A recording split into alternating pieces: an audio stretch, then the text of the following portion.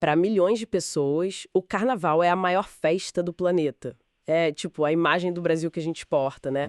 Alegria, música, uma explosão de cultura. Exato. Mas para um número cada vez maior de gente que mora onde a folia acontece, o carnaval é descrito de um jeito bem diferente.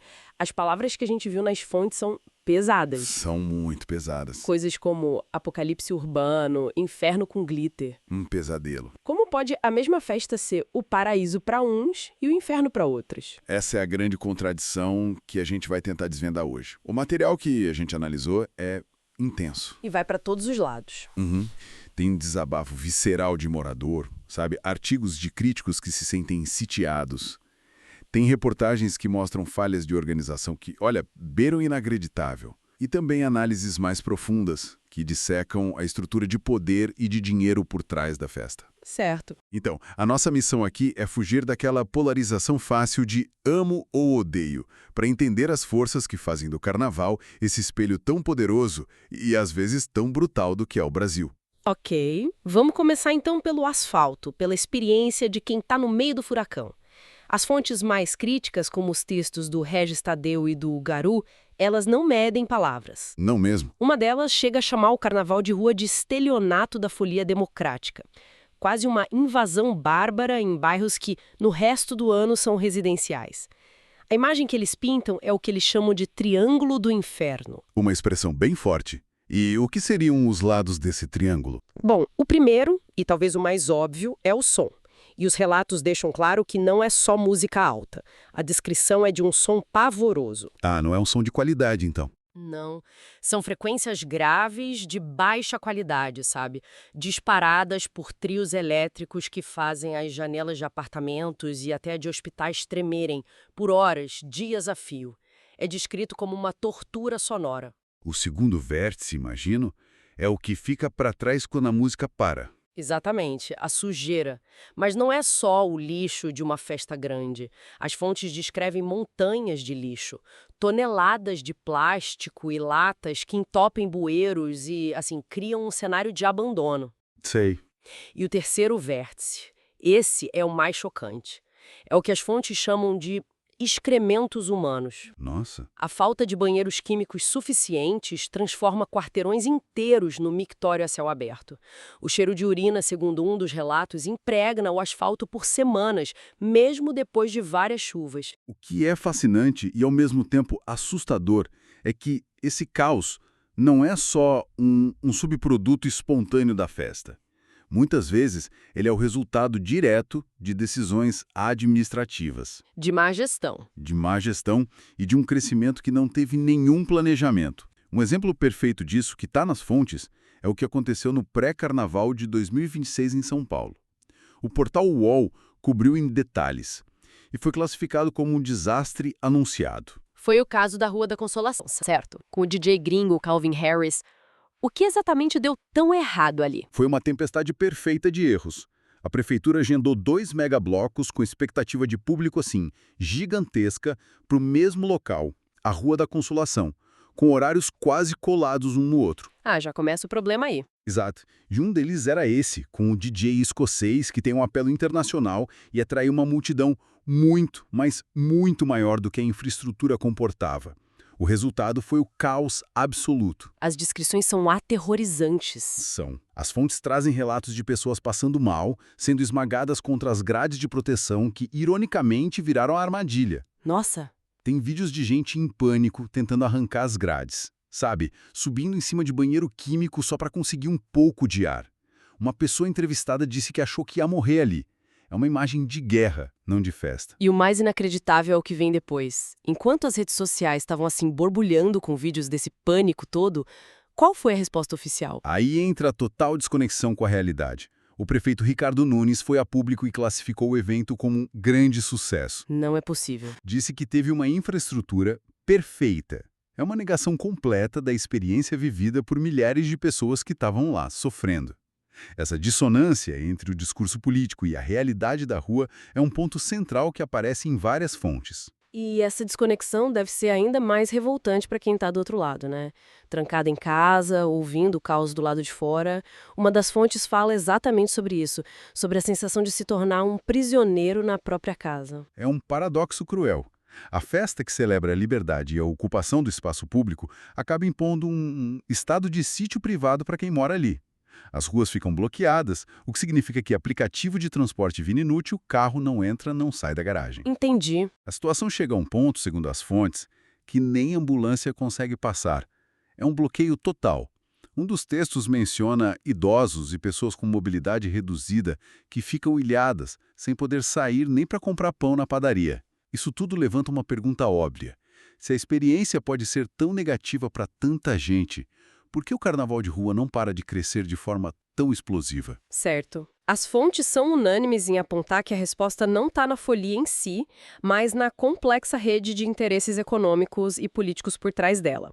Uma das análises estrutura o financiamento do carnaval em 4 pilares. É um ecossistema financeiro bem complexo. O primeiro pilar é o mais visível, a verba pública.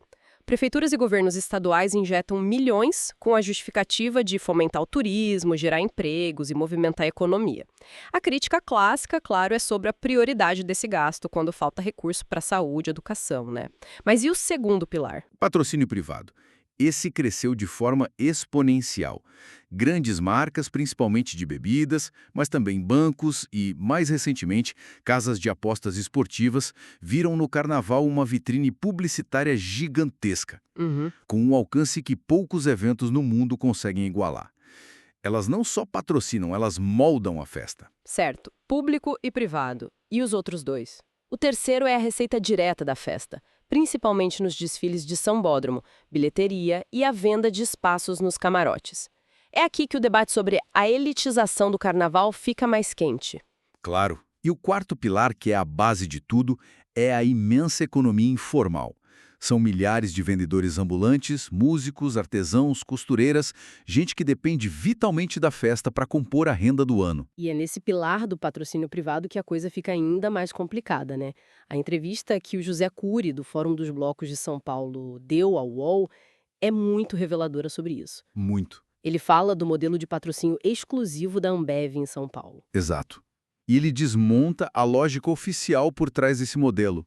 Segundo Cury, o contrato de exclusividade com uma única grande marca de bebidas cria um funil que prejudica a diversidade da festa. Como assim? Blocos menores, que não são escolhidos para receber o patrocínio principal, ficam de mãos atadas. Eles não podem buscar apoio de outras marcas de bebida porque a exclusividade da patrocinadora principal vale para toda a área do desfile. Peraí, deixa eu ver se eu entendi. A crítica é que a prefeitura está basicamente vendendo a exclusividade da festa para uma gigante e isso impede que a cena cultural menor e mais diversa consiga sobreviver. Precisamente. Cria uma dependência e uma concentração de poder. E o Cury vai além. Ele faz uma provocação muito forte. Qual? Ele diz que a cidade de São Paulo nem precisaria desses 30 e poucos milhões de reais do patrocínio, porque o volume de impostos gerado pelo próprio evento, com hotéis, restaurantes, transportes, tudo já seria absurdo. Nossa. E mais do que suficiente para bancar a estrutura. Ou seja, na visão dele, o modelo beneficia muito mais a marca do que a cidade ou a cultura do carnaval em si. É uma lógica bem perversa, se for isso mesmo. O que nos leva à dimensão política. A prefeitura não é só uma mediadora. Não, ela é uma promotora ativa desses interesses. Exato. E o Cury cita outro exemplo que ilustra isso perfeitamente. O caso do bloco da Ivete Sangalo, em São Paulo. Outro caso de superlotação e caos, e segundo ele, um erro de gestão completamente evitável. O bloco foi inserido no calendário oficial de última hora, bem depois do prazo de inscrição que valia para todo mundo. Sei. E o pior, foi alocado no circuito do Ibirapuera, um local que qualquer pessoa com um mínimo de conhecimento de produção de eventos sabe que é fisicamente incapaz de comportar a multidão que um nome como Ivete Sangalo atrai, ainda mais sendo uma estreia na cidade. Exatamente. Então, não foi uma falha de cálculo, foi uma decisão consciente de ignorar a logística. Na visão de Cury, sim. Foi uma decisão que trocou a segurança e o bem-estar do público pelo que ele chama de marketing pessoal do prefeito. Ah, entendi. A oportunidade de associar A imagem da gestão a um evento com uma estrela desse tamanho falou mais alto que a responsabilidade logística. A gestão da festa, nesse caso, é guiada pelo ego político e não pela inteligência do carnaval, pela experiência de quem faz a festa acontecer na rua há anos. Nossa, isso muda tudo. O caos que a gente descreveu no começo, o Triângulo do Inferno, deixa de ser um acidente ou um efeito colateral inevitável. Pois é. Ele passa a ser, em muitos casos, uma consequência direta dessas decisões de bastidores. Isso me faz pensar numa outra perspectiva que as fontes trazem. E se o carnaval não for a causa dos problemas, mas sim um espelho que os amplifica de forma brutal? Essa é a tese central de uma das análises mais interessantes que a gente tem. A frase é muito direta. O carnaval não cria os problemas do Brasil. Ele escancara o que já existe. Que forte. Adições mais profundas, que no dia a dia a gente varre para debaixo do tapete. Vamos explorar algumas dessas contradições. A primeira que as fontes apontam é a violência. A ideia é que a festa age como uma válvula de descompressão para uma sociedade que já vive sob uma tensão enorme. Certo. A violência, então, não nasceria do samba, mas sim da desigualdade, da frustração acumulada, da falta de uma cultura de uso do espaço público. Ela só explode quando o controle do Estado é temporariamente afrouxado. A festa apenas remove o verniz de civilidade do cotidiano, revelando as tensões que já estavam ali. E outra contradição muito forte que o carnaval expõe é a da sexualização. Essa é uma discussão clássica. De um lado, você tem a visão do carnaval como um espaço de empoderamento, de libertação corporal, de orgulho do próprio corpo, principalmente para as mulheres. Sim, a autonomia de usar a roupa que quiser, de ser quem quiser. Exato, mas por outro lado, uma análise mais crítica presente nas fontes aponta para a mercantilização do corpo feminino, transformado num ativo turístico para o mercado internacional. É uma imagem que foi consolidada por décadas de cobertura da mídia, né? Vendendo a mulata brasileira como um produto de exportação.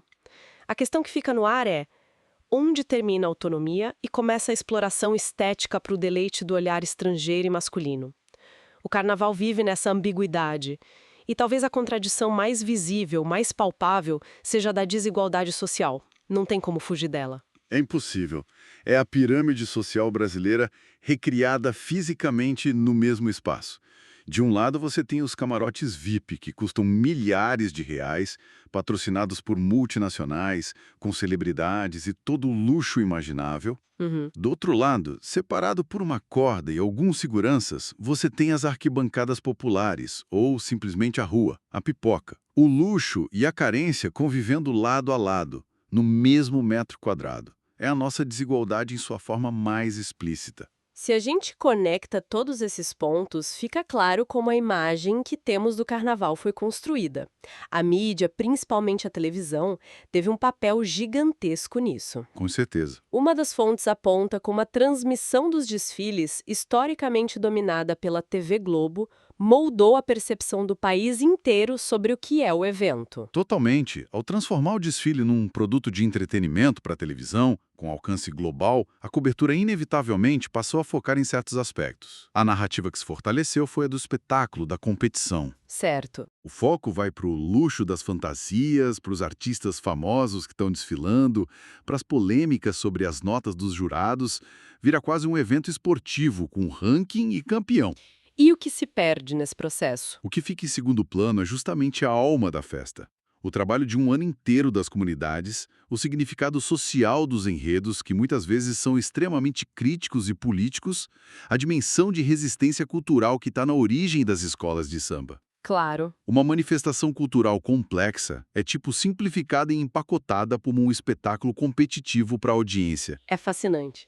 Isso nos leva à grande tensão do carnaval moderno, que é o campo de batalha simbólico que as fontes descrevem. De um lado, uma festa com raízes fincadas na resistência cultural de comunidades negras e marginalizadas. Do outro, essa mesma festa transformada em plataforma para patrocínio de bancos, para interesses da indústria do turismo e para manobras de marketing de políticos. E a disputa constante entre o samba de raiz e o interesse institucional. Entre a comunidade e o camarote. Entre o enredo crítico e o patrocinador que não quer se indispor com ninguém. O carnaval é o palco onde todas essas forças do Brasil se encontram. se chocam e explodem todo mês de fevereiro. É um microcosmo perfeito do país. Exato.